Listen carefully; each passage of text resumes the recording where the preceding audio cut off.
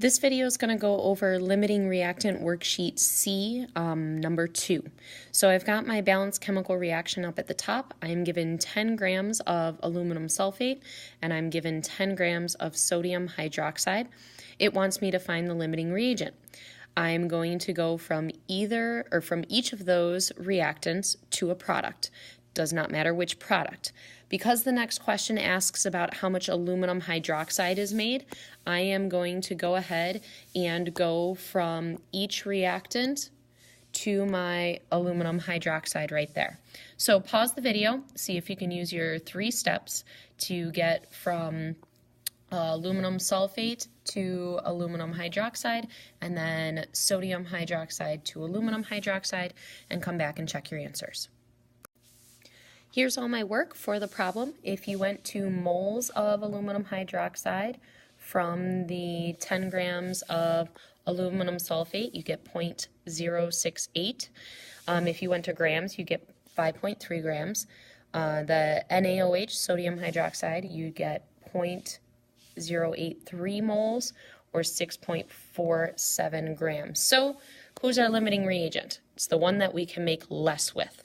So that means the one that makes less is this one right here, aluminum sulfate. So that is our limiting reactant.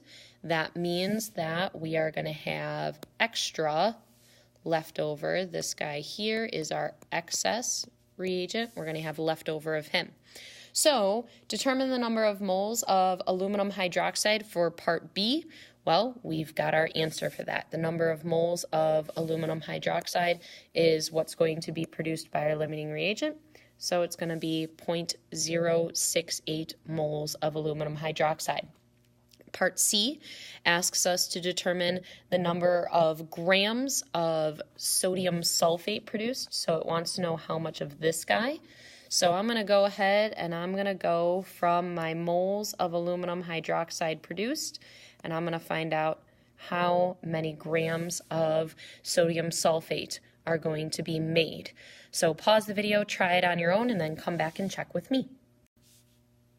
In green down here, I started with my moles of aluminum hydroxide.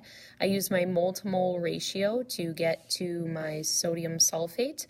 In my second step, then I multiplied by the molar mass of sodium sulfate, and I found that there will be 12.86 grams of sodium sulfate that will be produced. Our last step is to determine the number of grams of excess that are left. So we have actually already identified our excess as being our sodium hydroxide.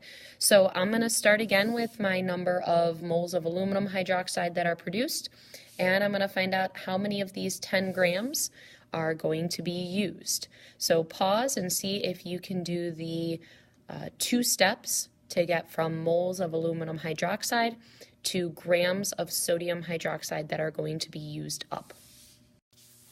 Here's my work that shows me going from those moles of aluminum hydroxide that we figured out is going to be produced.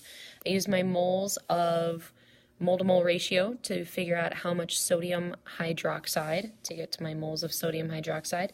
Then I multiplied by my molar mass of sodium hydroxide, and I determined that 8.16 grams of sodium hydroxide are going to be used up.